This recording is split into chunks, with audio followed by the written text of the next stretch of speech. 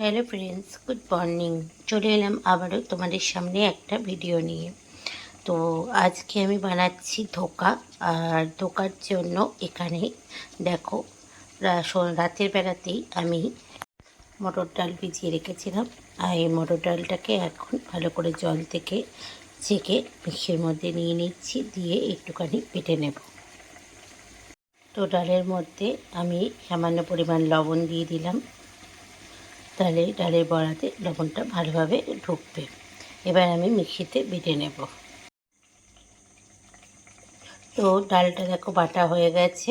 আর আমি ধোকা সবসময় কেনা প্যাকেটটা ইউজ করি, কিন্তু তার সঙ্গেও একটু মটর ডাল বা ছোলার ডাল মিশিয়ে নিই, কারণ কেনার প্যাকেটের ধোকাগুলো কিন্তু খুব একটা মানে মোটা মোটা বা হয় না। তো আমি এই ডালের সঙ্গে মিশিয়ে নিই। এই যে কেনার প্যাকেটটা, এই ধোকার প্যাকেটটা থেকে এখন আমি এই ধোকাটা, কেনা ধোকাটা এই ডালের মধ্যে মিশিয়ে নেব। এটা পুরোটাই মিশিয়ে নেব, ভালো করে একসঙ্গে মিশিয়ে একটু জল দিয়ে গুলে নেব। তো দেখো, ভালো করে জল দিয়ে গুলে নিয়েছি। আর সামান্য পরিমাণ একটু হিং দিয়ে দেব। হিং দিলে পারে কিন্তু দারুণ একটা গন্ধ আসে। সামান্য পরিমাণ হিং দিয়ে ভালো করে মিশিয়ে নেব।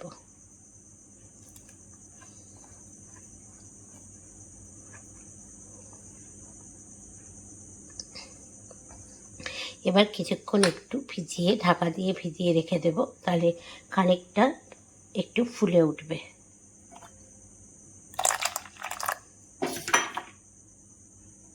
তো খানিকক্ষণ রেখে দিয়েছিলাম।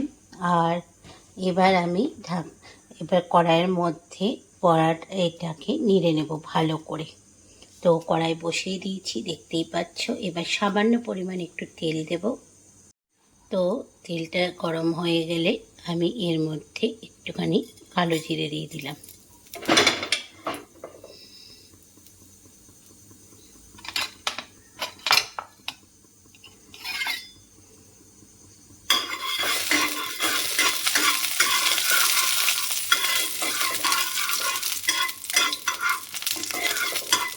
খুব সামান্য পরিমাণ তেলটা দিতে হবে।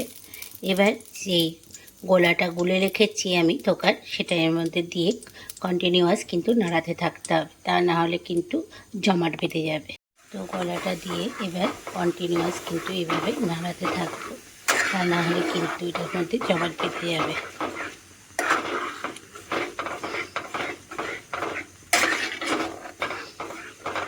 এরকমভাবে নাড়তে নাড়তে যখন একটা শক্ত ভাব চলে আসবে, তখনই এটাকে থালার মধ্যে ঢেলে নেব।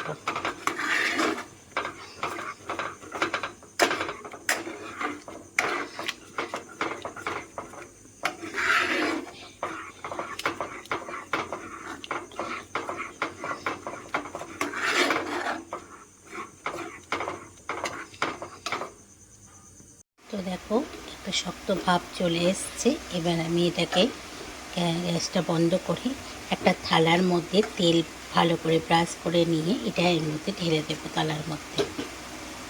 একটা থালার মধ্যে তেল ব্রাশ করে নিয়েছি। আর দেখো, এইভাবে ওটা থালার মধ্যে মিশ্রণটা ভালো করে ঢেলে দিয়েছি। এবার এটাকে খানিকক্ষণের জন্য ঠান্ডা করতে দেব। ততক্ষণে আমি ধোকার মশলাটা বানিয়ে নিই। কড়াই বসিয়ে দিয়েছি, কড়াই তেল গরম করতে দিয়েছি। আর কেটে রাখা আলুগুলো এর মধ্যে দিয়ে লাল লাল করে ভেজে নেব।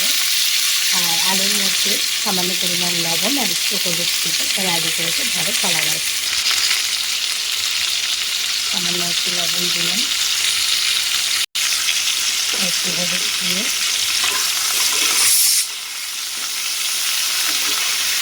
আলুগুলো লাল লাল করে ভেজে নেব। এইদিকে আমি আর একটা কড়াই বসিয়ে দিয়েছি, আর কড়াইয়ে তেল গরম করতে দিয়েছি। এবার যে বড়াটা আমি থালার মধ্যে ঢেলে রেখেছিলাম, মানে তাহলে ধোকার, সেটা ভালো করে পিস পিস করে কেটে লাল লাল করে বড়াগুলো ভেজে নেব। তো দেখো কতটা শক্ত হয়ে গেছে। এবার এটাকে চাকু দিয়ে ভালো করে পিস পিস করে কেটে দেব। তো আমি এখানে বরফির আকারে শেপ দিয়ে নিয়েছি। এবার এগুলোকে লাল লাল করে ভেজে দেব। এই যে দেখো কত সুন্দর ধোঁয়াগুলো, ধোঁকাটা উঠেছে দেখো। এবার তেলের মধ্যে দিয়ে ছেড়ে দেবো। দেখো লাল লাল করে ভাজা হয়ে গেছে। এবার আমগুলোকে আমি তুলে একটা বাটিতে রেখে দেবো।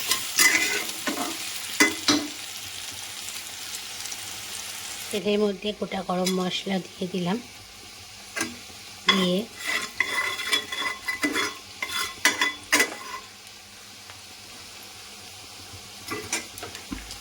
আর এদিকে দেখো বড়াটাও লাল লাল করে ভাজা হয়ে গেছে। এদিকে এই বড়াগুলো তুলে বাদ বাকি যে বড়াগুলো আছে সেগুলো ভেজে নেব। মশলা দিয়ে দিয়েছি। এবার তেলের মধ্যে সামান্য একটু চিনি দিয়ে দিলাম। চিনি দিলে পারে কালারটা বেশ ভালো আসবে। এবার বেটে রাখা মশলাটা আমি এর মধ্যে দিয়ে দেব।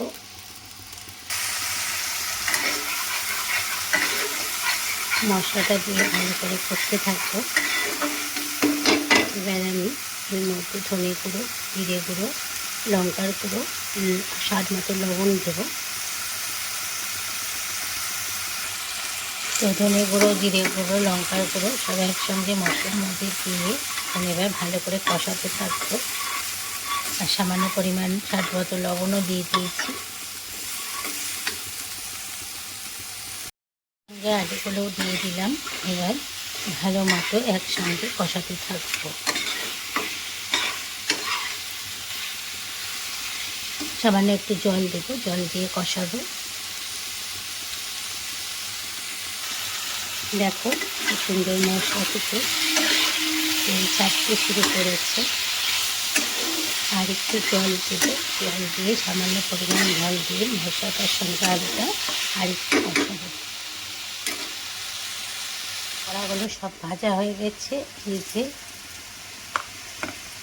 আর এইদিকে আমার মশলাটাও সঙ্গে আলুটা ভালো মতো কষানো হয়ে গেছে। এবার আমি জল দিয়ে খানিকক্ষণের জন্য ঢাকা দেবো, যাতে আলুটা ভালো মতো সিদ্ধ হয়ে যায়। তো দেখো এখানে আমার আলু সব সুন্দরভাবে সিদ্ধ হয়ে গেছে। এবার আমি যে ভেজে রাখা বড়াগুলো ছিল এর মধ্যে দিয়ে একটু নাড়াচাড়া করে সঙ্গে সঙ্গে কিন্তু বন্ধ করে দেবো, তা না হলে বড়াগুলো কিন্তু ভেঙে যাওয়ার ভয় থাকে।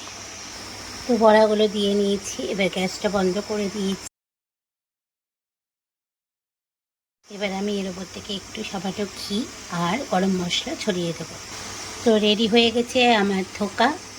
তো রেসিপিটা বন্ধুরা কেমন লাগলো অতি অবশ্যই কমেন্টস করে জানিও। ভালো লাগলে লাইক করো। দেখা হচ্ছে আবারও তোমাদের সঙ্গে নেক্সট ভিডিওতে। সবাই ভালো থাকবে, সুস্থ থাকবে। আজকের মতো সবাইকে টাটা। আর এইভাবে তোমরাও বাড়িতে বানিয়ে খাও, আশা করি ভীষণ ভালো লাগবে।